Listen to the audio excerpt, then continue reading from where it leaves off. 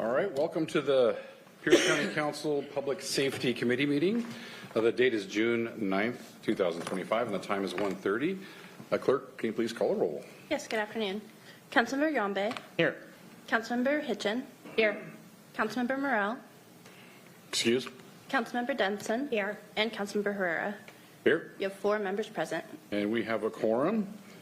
Item number 4, approval of the minutes for May 12th, 2025. Any edits or corrections on those? Hearing none, the minutes for May 12th, 2025 are approved. And we're right into item number 5. Ms. Kelly, can you do the introductions, please? Certainly, Chair. I do have a question. Do we need to amend the agenda today? Oh. Apologies. Did I skip that? I skipped the agenda. The most important thing, thanks for keeping me on track. We'll go right back up to number 3, which I forgot, which is approving of the agenda, and it looks like we need to amend that. Reason being is item number 6, the Sheriff's Office couldn't be with us today, and they asked to reschedule. So we're just... Want me to make a motion? Do we need to make a motion for that? Okay. Councilmember Denson for a motion. Thank you, Chair. I move that we remove the crime trends update from the agenda today. Second. Okay, we have a motion to change the agenda, taking off crimes trends from the Sheriff's Office today. Any discussion on that? Do we have it rescheduled? It's going to be rescheduled, yes. Okay. Yes. For July 28th specifically. Okay, July 28th, yes. Any other discussion? Okay, all in favor say aye. Aye. All opposed say nay. The ayes have it. Okay. And do we need to approve the agenda as amended or just continue to march forward? I don't know. You moved to approve the agenda as amended, correct? No, I didn't. I just... Okay. Chair, I will make a motion to approve the agenda as amended. Okay. Okay. All right. We have a motion and a second for approving the agenda as amended. Any discussion on that? All in favor say aye. Aye. All opposed say nay. Okay. Ayes have it. The agenda is approved. Okay. Now we're back on item number 5 for the burn ban. Ms. Kelly for the introductions. Thank you, Chair Herrera and committee members. For the record, Andrea Kelly, council staff. Although we are still 11 days away from summer, we are in the midst of a heat advisory, and I know fireworks and fire in general, fire preparedness is something that the members get a lot of constituent communication about. So we have a timely presentation from Fire Marshal Ken Rice with Department of Emergency Management to present on summer safety. This presentation will include resources for you to pass along when you receive that constituent communication and clear directives on what is and isn't allowed as the season continues. All right, welcome. Good afternoon, Chair, council members. Thanks for having me here. And I'm now a member of Planning and Public Works. Oh, no I'm longer sorry. DEM. That's okay. Thank you. The realignment. It's been great. Okay. So I just want to talk to you guys briefly. We put together just a 4-slide presentation, kind of hit on burn ban, fireworks, some of the stuff we're going to come across in the summer season. So if Brian could change the slide. And I did not. I put all together the information for this, but Christina is like a rock star magician putting this stuff together. So she gets all the credit for the for the presentation. So we're going to talk about fireworks, burn ban. I had to throw weed burning in. You'll know why when I get there. And then wildland fires. Next slide, please. So, coming into fireworks season, and I know that we had opened the window up for applicants, which really helped staff, reduced a lot of stress, didn't take people out of the queue to get their permits done, so it's worked really well. A couple more tweaks I want to do for next year. I want to, and it's not policy driven, Planning and Public Works put together a class for people to draw site plans out, how to do it correctly. So I want to do like how to apply for a fireworks stand class. We'll probably do 1 or 2, in the spring to get people, because there's still some issues with insurance and how to get that stuff submitted. But it's 85% better than it was last year. So thank you for approving that. We know the discharge time, July 4th, between 10 a.m. and 11:59 p.m., and we hope people are respectful for that so people can get their sleep when needed. Please only use legal fireworks. I know there's a lot of other ones out there, but we did have a young man lose his life last year in Pierce County, a 15-year-old, because of a firework. They're pretty, they go up and they make pretty, but they're explosives. I mean, end of the day, that's what they are. So if you light one and it doesn't go off, don't go pick it up. Don't try and relight it. Just wait, get water on it, stay distance from it. Just be safe with them. Be responsible. Clean up your mess, please. We don't need litter. People in the neighborhood don't appreciate it. Businesses don't appreciate it. And when you clean it up, please don't put them in the back of your truck, because a gentleman lost a brand new crew cab 3500 Denali, because he was very responsible and put them all in a box in the back of his brand new truck, and the truck caught on fire. And I probably get half a dozen house fires because people are really responsible, clean them up, and they put them in the trash bin that's plastic right up against the house. Please don't do that. Put them in a bucket of water, soak them with water, and wait till the next day, because those coals can stay hot in there. You don't even know because they're so deep embedded in there. So just stuff like that, some basic tips. If we get to the high red flag warnings and some more scientific data, that's when I will meet with the county executive to see if we're still going to discharge on July 4th, with the new criteria that's in the code. So we got a ways to get there. I haven't had to do it yet, but it's in code. Like if the conditions get too bad and we have those red flag warnings and high fire dangers, then that's certainly a tool we can use to stop that. Any questions on fireworks? Any questions on the firework discharge? Committee Member Hitchin. Thank you, Chair. Two questions. One, I just want to check on an assumption. I did not go look in the code, and I didn't talk to Ms. Kelly. It is illegal to discharge fireworks from a moving vehicle, I assume. I assume it is. That'd be a law enforcement question, but I would say yes, it would be illegal and very reckless. Agreed. Just the trucks catching on fire brought it to mind, but we had a community member driving around my neighborhood in Parkland last year launching 180s or 80 M80s out of their vehicle, which is a whole nother thing. But yeah. I would just assume any firework out of a moving vehicle is a bad idea. Horrible. I don't know if there's actually code saying that you can't, so it's curiosity. The second one is clarifying. So mortars, so the ones that shoot the large explosives, are those legal technically in Pierce County, or? It would depend on the size. Okay. Yeah, because there's numerous different sizes and categories of them. Some of the smaller ones are, the larger ones are not. Okay. Is there a way to tell? I mean, when you're buying them, you can tell, but like if I'm watching them. I think I have a list of them on my on the Fire Prevention Bureau website of all the legal fireworks. They're listed on there. Okay, I'll go double check. Yeah. Thank you. And if anybody comes across a stand that is selling illegal fireworks, we inspect them all. If somebody could tell me, we will make sure that stand is not selling anything, because I'll pull their permit if we find that they're selling illegal fireworks. We haven't ran into that yet. But if it happens, that's certainly, we can close their stand and take their permit and just take them off the list. So. Thank you.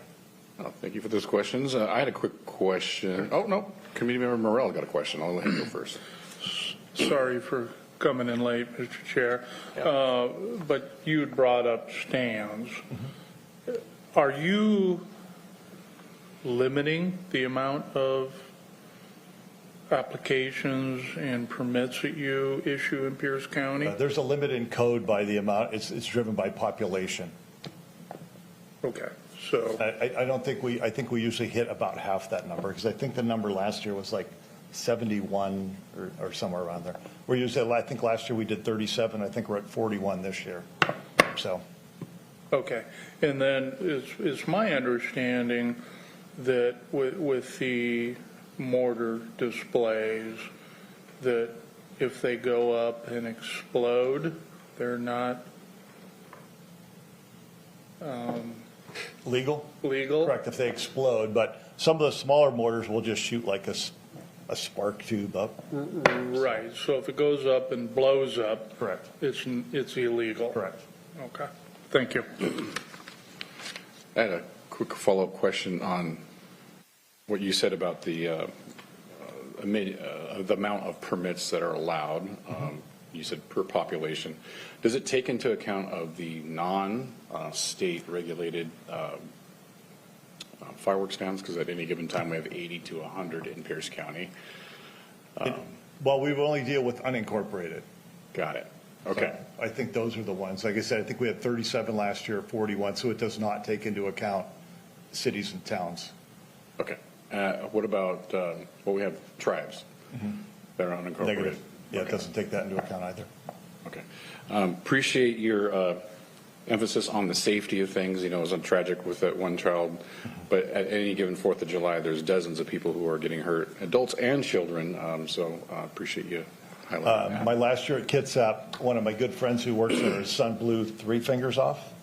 It was an unlit mortar that he picked up, and it actually went off in the vehicle. So luckily, nobody else in the vehicle was injured. I've seen that. But when he went over to the hospital that night to Harborview, I think they had 17 amputations because of fireworks. It's every year. Every year. Every year. So, okay, thank you. Committee Member Yambi.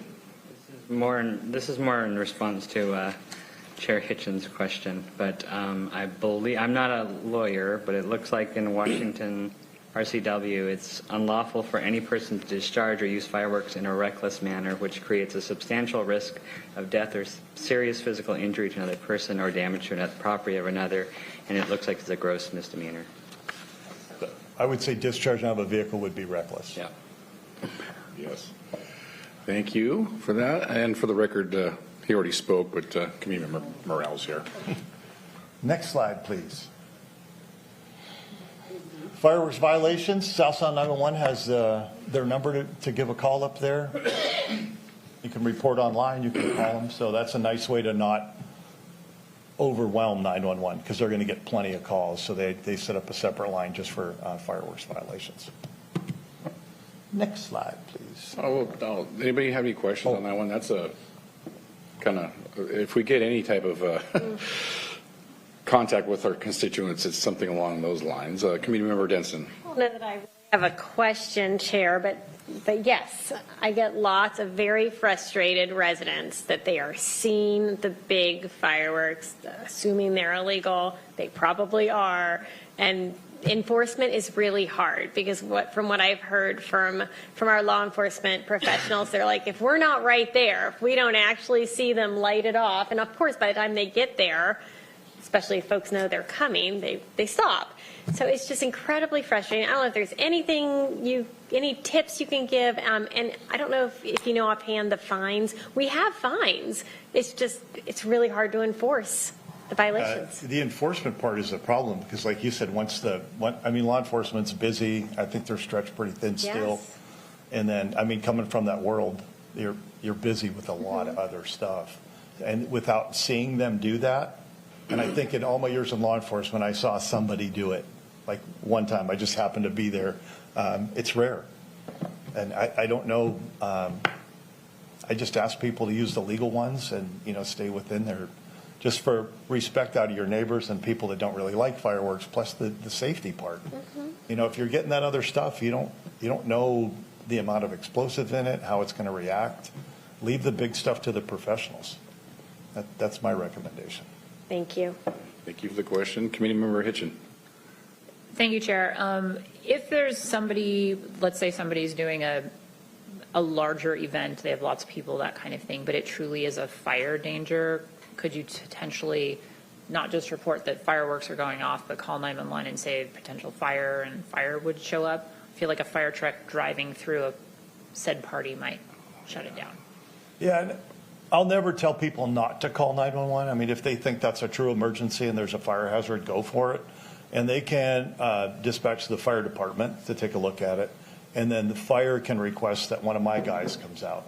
And I'll be on that night too. So we have no problem dispatching a deputy fire marshal or myself out if something like that's going on to do a little further investigation where we have a little more time than probably the police when they get there. So happy to work in concert with them, and we're more than happy to come out and chat with people. Okay, thank you. Thank you for the question. All right, any other questions on firework violations? Okay. The burn ban. So I think you all know this is the first year that we picked a date, and that date will be June 1st from here until I retire out of this bureau. It makes sense. It's fair, and I recognize last year that giving people a week's notice or so is not really fair to them. People they want to clean the property and burn their slash piles and do all that kind of stuff. So we started launching that message mid-April. And so far, we haven't had any complaints about our burn ban being instituted. So you can still do recreational fires in pits up to 3 feet in diameter. You can barbecue. If we don't get to the red flags, you can discharge your illegal fireworks. So we're trying to keep it where you can still enjoy the outdoors, but responsible. If we have to get to a stage 2 burn ban, then that would stop fireworks, and then that would stop all the yard land clearing, all the fires, recreational fires. But so far, we're just at a stage 1. And I think the early notifications has been really helpful. I've been working a lot with the Community Wildfire Prevention Plan. We just did a meeting on that in Gig Harbor. And the amount of people that live on this side of the mountain, I'll say, that don't understand the chance that we take every year on a huge wildland fire is astonishing to me. Even one of my neighbors. It's like, we have a wildfire threat over here. We have all the big green things burn. Yeah, it's just, we've lucked out. Like Silicon Lake Park, was that last year, year before? We almost lost the whole neighborhood. If it had gotten the tree buffer, I mean, our firefighters are incredible, but you need equipment. Luckily, we had there was 2 aircraft close by and got that out. And right before I left Kitsap, some kids with fireworks were near Horseshoe Lake, and we almost lost the Christian kids camp over there. If it had got into that, they're all wood structures that are, I don't know, really old. We would have lost it. There wouldn't have been. So I just want people to understand that the wildfire threat here is large. And on the east side, a lot of the fuel burns up every year. So we have the big fires over there, but a lot of times it's lower stuff.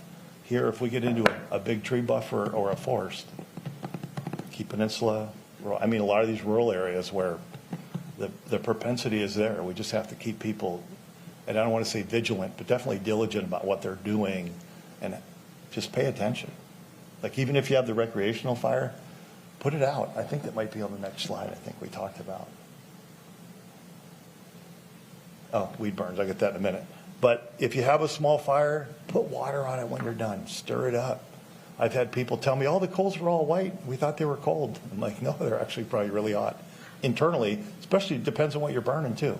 You have a big log in there. The inside of it's going to be embers for a long time. So you really, and then all it takes is the wind to pick up a few of those and move them into a forest area, and then we have a big problem. So. A question, Sure. Real quick on the land clearing burns. I mean, that's something I remember when I was a kid. I don't really see that much anymore. Even slash pile burning. Yeah, it's rare. Most people now, if they have that much debris, they'll get a tub grinder out there, grind it up, and they just put it right back in the soil, which is the perfect thing to do with it. Yeah, we rarely get slash pile burning, and land clearing. Okay, thank you. Next slide. Weed burners. I bring this up because they seem to be very popular. And last week, we lost 2 houses. So what happens is, I don't know if you guys have used them, they hook to a propane tank, and you just burn the top of the weeds off. But fire travels root systems. That's how wildland fires spread.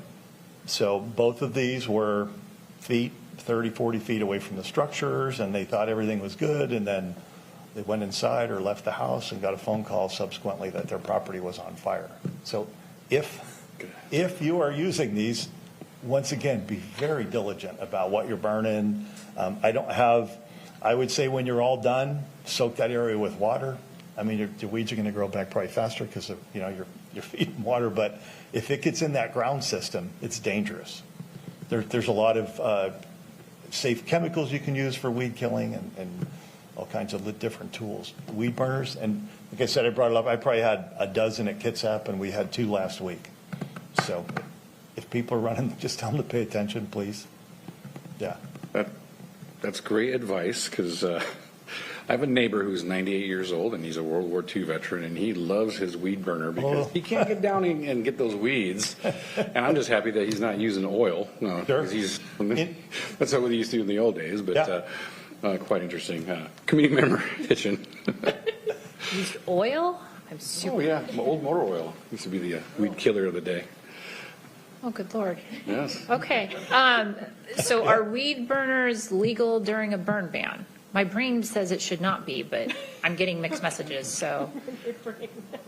Technically, it is not illegal to have one during a burn ban because it's a That seems controlled like a flaw. open flame. So maybe next year we can put that one in there. Because like the whole point of not throwing stuff in like our open fires is so stuff doesn't fly away. And if I'm walking around setting my weeds on, okay. For another year, Andrea. Interesting. Thank you. I think, anything else on there? I think that might have been it. Oh, wildland tires. I mean, we talked about it. Be careful. And like some of the stuff people don't think of, weather conditions, I think that's at the top of everybody's list. We know it's hot, it's dry, windy. Cold fires, like I said, put water on them. If they're cold, they're not going anywhere. And some people are in a hurry just to throw a little dirt on them or stir them up, but get them good and wet and saturated. Then we know it's going to work. Dry grass is another one. People don't realize how hot catalytic converters get on vehicles, exhaust, whether it's an ATV or your side-by-side or your car, your truck. Be careful parking on dead grass. It catches on fire really fast, and then your car catches on fire, and then we have a big problem. Equipment maintenance. Quite often you'll be going down the highway and you'll see somebody with a chain that's bouncing on their trailer. Perfect way to set, like, I think I had 10 in a row going down Highway 16 when I was at Kitsap. Safety chain, just bouncing, throwing sparks. Exhaust on some diesels that aren't maintained really good will start to shoot stuff out the exhaust, and you can start the fire. So equipment maintenance is big. Even chainsaws, anything you're using that can throw a spark out, you have to be cognizant about that when you're cutting in the forest or, a field or something like that. It can go sideways really fast on you. Natural fire starters, gasoline is not a natural fire starter. Oil is not. Like, we have to be, use stuff that's safe. We don't want flammable liquids out there because too many bad things can happen, not just spreading the fire, but the injury. If that fume gets back into the tank, and I've had 2 of those, and they were both fatalities. So flammable liquids are not used to start fires. Vigilant, pay attention. If you see unattended fires, or if you think there's a danger of a fire spreading, a small one, then call 911. The quicker we can get out there and get water on it, quicker we stop it. And then fireworks. In the forest, in the woods, in the field, not a place to shoot fireworks. You got a big open area, pavement, or over a lake or something. I know there's going to be debris going in, but we don't want you to shoot them in forest or in fields, where there's that propensity. Because when they land, they're hot. And you're going to set something else on fire. So, the season to pay attention. Yeah.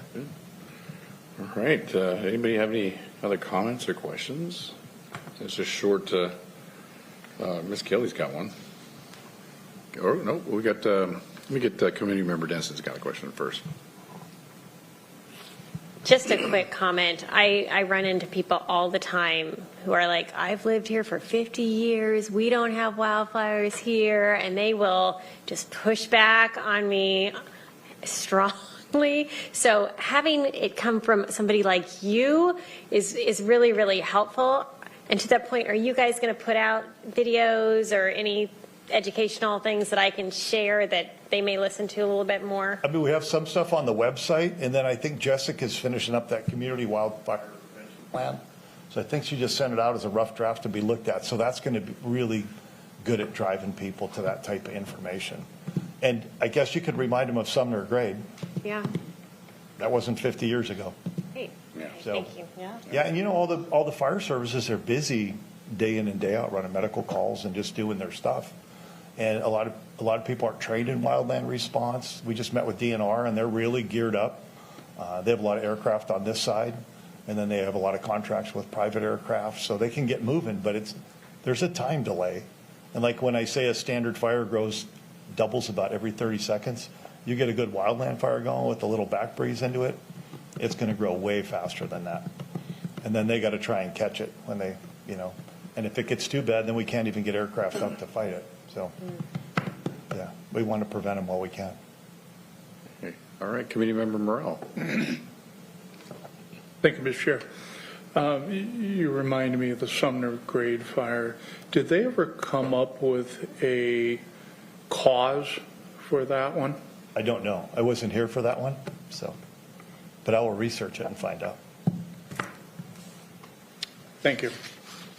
Okay. Ms. Kelly, you had something? Certainly. I was just going to follow up with the fines. So it is a Class 1 civil infraction if you are cited for illegal use of fireworks or use of illegal fireworks.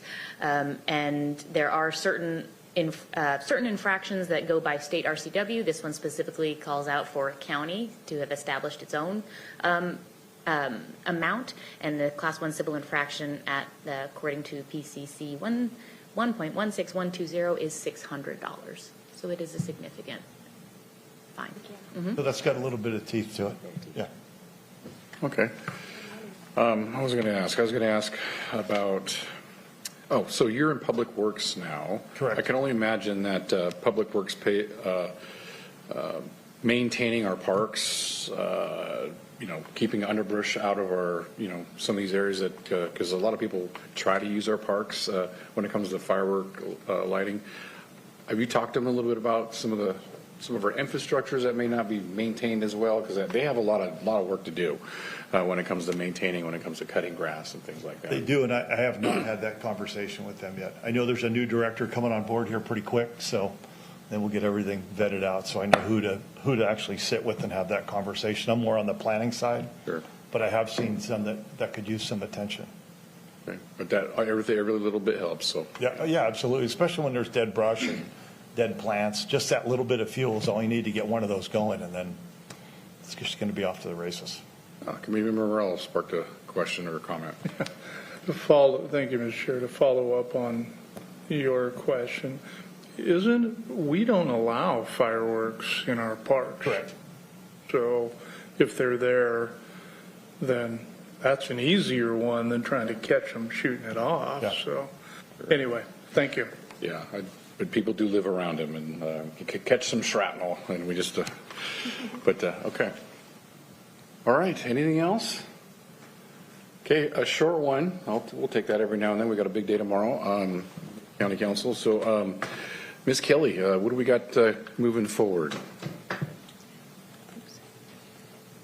Excuse me. Thank you. So for your next meeting is scheduled for June 23rd. At that time, we will have the medical examiner's office and Tacoma Pierce County Health Department reporting out on the quarterly drug-involved death report that the council receives. In addition, the medical examiner's office recently published a data page open to the public, which provides updates regarding death investigations completed by the medical examiner's office, and then there's some work being done to integrate some data sharing at both the state and local levels. So there will be a report out on all of those things. Okay. Thank you for that. Sometimes you can see trends with some of those, and we want to be ahead of the game. So, all right, if there's nothing else, we are adjourned.